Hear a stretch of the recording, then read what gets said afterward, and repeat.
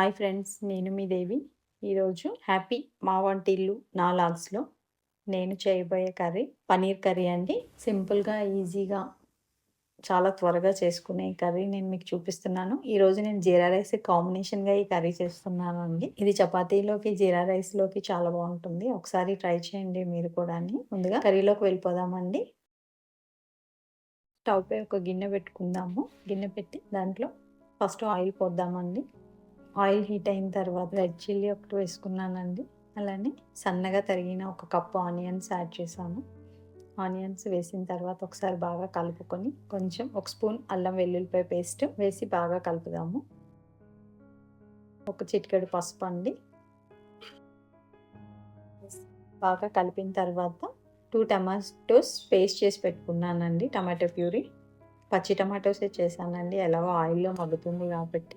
Tomato paste వేసిన తర్వాత ఒక స్పూన్ సాల్ట్, ఒక స్పూన్ జీరా పొడి, ఒక స్పూన్ ధనియాల పొడి, ఒక స్పూన్ కారపొడి వేసుకున్నానండి.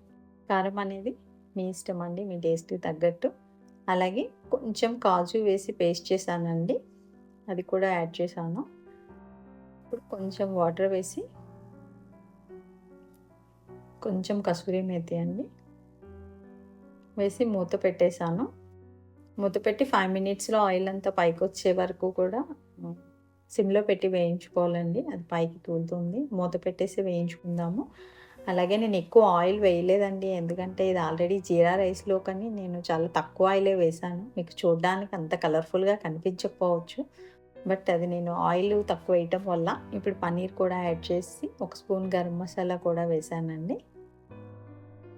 వేసి ఒకసారి బాగా కలుపుకొని మళ్ళీ మూత పెట్టి ఒక 5 మినిట్స్ కొంచెం కసూరి మేతి యాడ్ చేశానండి నేను.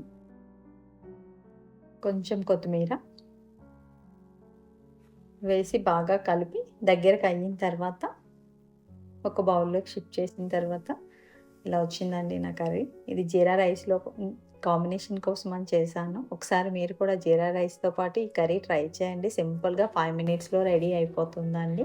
ఒకసారి ట్రై చేసి ఎలా ఉందో కామెంట్ చేయండి. Thank you.